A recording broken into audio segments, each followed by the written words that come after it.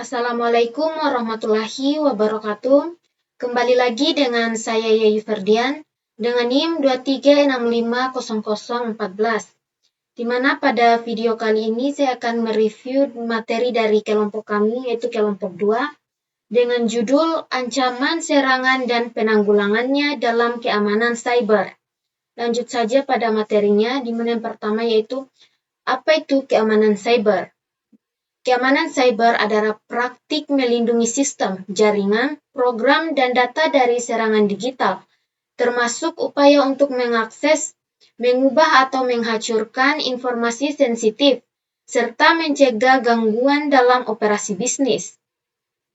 Selanjutnya, ancaman internal. Klasifikasi ancaman, yaitu ancaman internal merupakan upaya pembobolan data secara ilegal melalui jaringan lokal, seperti wireline dan wireless. Ada dua macam pengancaman keamanan informasi dari internal. Yang pertama, user resmi, yaitu dengan cara mengakses sistem kewarganegaraan. Kemudian yang kedua yaitu user ilegal, yaitu dengan cara masuk ke jaringan mengakses sistem informasi. Selanjutnya, ancaman eksternal, di mana ancaman eksternal adalah ancaman yang merujuk pada potensi bahaya, risiko, atau aktivitas jahat yang berasal dari luar organisasi dan berpotensi membahayakan kerahasiaan, integritas, dan ketersediaan informasi, sistem, atau operasi yang sensitif. Di mana yang pertama yaitu serangan dunia maya, yang kedua rekayasa sosial, ketiga serangan rantai pasokan, serangan DOS, dan DDoS, kerugian finansial. Kemudian yang keempat yaitu ancaman berkelanjutan tingkat lanjut atau APT. Selanjutnya jenis-jenis serangan cyber, di mana yang pertama yaitu DOS atau Denial of Service. Di mana Denial of Service atau DOS adalah jenis serangan cyber yang bertujuan untuk membuat sistem komputer, jaringan, atau infrastruktur online tidak dapat diakses atau digunakan oleh pengguna yang sah. Serangan DOS dapat dilakukan dengan menggunakan berbagai alat dan teknik. Berikut adalah cara kerja dari serangan DOS. Yang pertama itu pengintaian, kemudian pembuatan trafik, ketiga pengiriman trafik, dan yang keempat sistem target tidak responsif. Selanjutnya yang kedua yaitu malware. Malware adalah singkatan dari malicious software, yaitu perangkat lunak berbahaya yang dirancang untuk merugikan, mengeksploitasi, mengganggu, atau mengambil alih sistem komputer jaringan atau perangkat tanpa sepengetahuan atau izin pemiliknya. Tujuannya yaitu mencuri informasi sensitif, mengendalikan perangkat untuk kepentingan tertentu, atau mengganggu operasi normal sistem.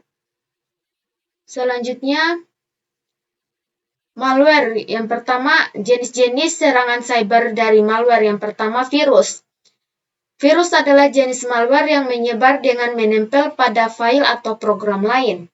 Kemudian yang ketiga yaitu Trojan, di mana Trojan atau Trojan horse adalah malware yang menyamar sebagai software sah untuk memberikan akses tidak sah ke perangkat. Yang ketiga yaitu spyware. Spyware adalah malware yang dirancang untuk memata-matai aktivitas pengguna tanpa sepengetahuan mereka.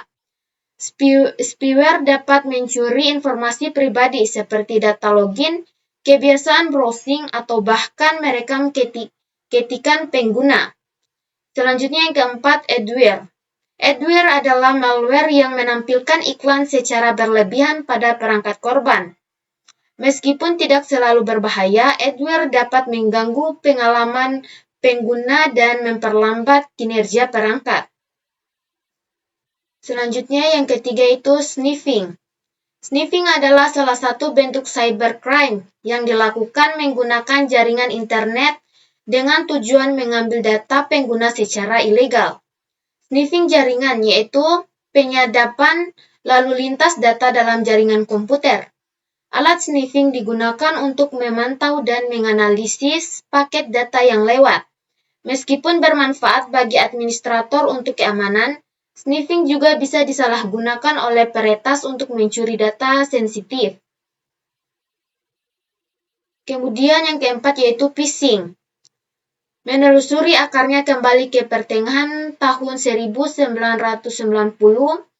di mana istilah phishing atau phishing mulai muncul. Istilah ini dipilih karena konotasinya dengan phishing yang artinya memancing.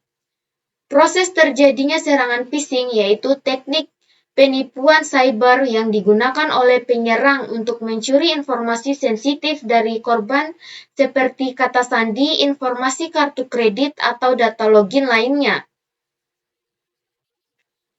Selanjutnya yang kelima yaitu SQL injection. Dalam serangan SQL injection, pelaku akan memodifikasi perintah SQL yang dikirimkan oleh aplikasi melalui form input seperti login atau pencarian. Dengan cara ini, hacker bisa mengakses data yang seharusnya tidak mereka lihat, termaksud informasi penggunaan lain atau data sensitif yang seharusnya tidak dapat diakses. SQL injection merupakan salah satu teknik peretasan yang digunakan untuk memasukkan sebuah parameter pada website ataupun sebuah statement query secara sengaja. Selanjutnya yang keenam yaitu cross-site scripting. Cross-site scripting merupakan jenis serangan keamanan di mana penyerang menyisipkan skrip atau kode berbahaya ke dalam halaman web yang kemudian dijalankan oleh pengguna yang mengakses halaman tersebut. Serangan cross-site scripting terjadi ketika penyerang menyelipkan skrip berbahaya. Misalnya seperti pada layar ini. Skrip alter 1, skrip ke aplikasi web melalui formulir seperti komentar. Server yang tidak memvalidasi input menyimpan skrip itu di database. Saat pengguna lain memuat halaman tersebut, server mengambil konten tanpa disaring dan browser korban mengeksekusinya.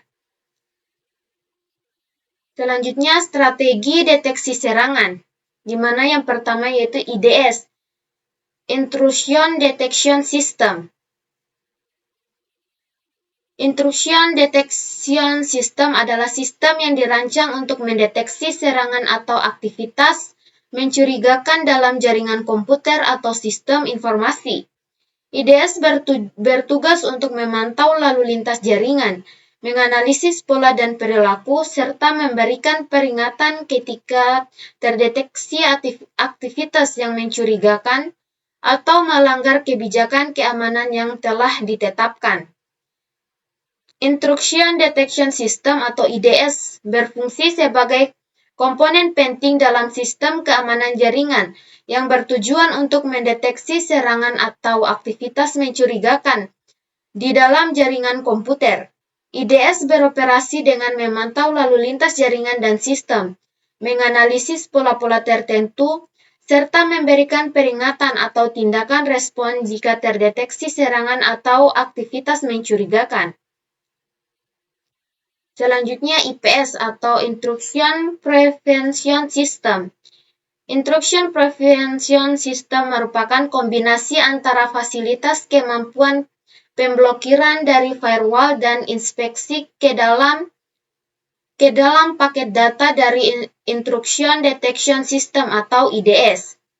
Pengaturan sistem IPS sama dengan pengaturan sistem IDS, di mana IPS mampu mencegah serangan yang datang dengan bantuan administrator secara minimal atau bahkan tidak sama sekali. Selanjutnya yang ketiga yaitu firewall, di mana firewall adalah sebuah alat keamanan cyber yang menyaring lalu lintas masuk dan keluar. Sistem firewall bertugas mengontrol akses lalu lintas jaringan yang dianggap sah atau aman sehingga mencegah terjadinya serangan dari luar. Tujuan utama dari sistem ini adalah membuat suatu penghalang antara jaringan internal yaitu perangkat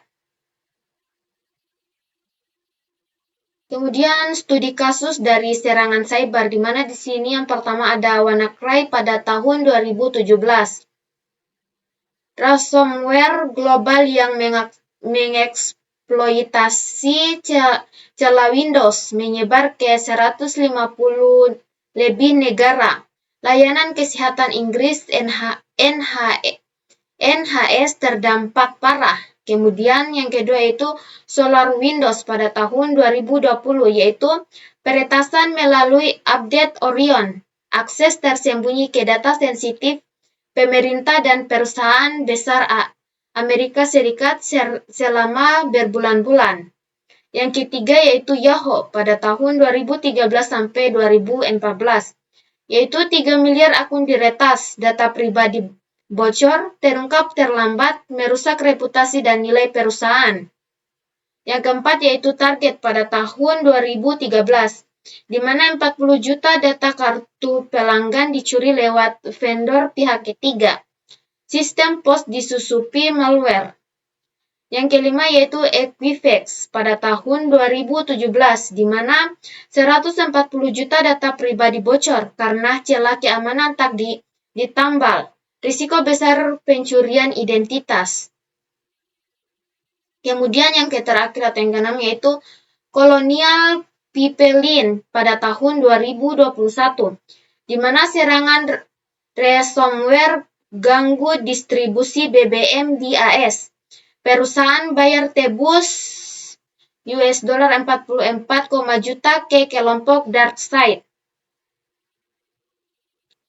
Selanjutnya, mitigasi dan strategi tanggap insiden, di mana mitigasi langkah pencegahan untuk mengurangi risiko insiden cyber yang meliputi 1. Kebijakan keamanan, yaitu atur akses, autentikasi, dan perangkat. Kemudian yang kedua yaitu phishing system, yaitu tutup celah keamanan. Ketiga, firewall dan antivirus, yaitu lindungi dari ancaman eksternal. Yang keempat, pelatihan pengguna untuk cegah phishing dan rekayasa sosial. Dan yang kelima yaitu enkripsi data untuk amankan data penting. Kemudian strategi tanggap insiden, di mana respons sistematis saat insiden terjadi agar dampak minimal dan sistem cepat pulih. Yang pertama yaitu identifikasi, yaitu deteksi insiden. Kedua, containment, yaitu batasi penyebaran. Ketiga, eradikasi, yaitu hapus akar penyebab. Yang keempat, pemulihan, yaitu pulihkan sistem dan tutup celah. Dan yang kelima yaitu evaluasi, yaitu dokumentasi dan perbaikan berkelanjutan. Mungkin itu saja review materi dari kelompok kami, yaitu kelompok 2. Lebih dan kurangnya mohon dimaafkan. Billahi taufiq wal hidayah. Wassalamualaikum warahmatullahi wabarakatuh. Sekian dan terima kasih. Sampai jumpa di video lainnya.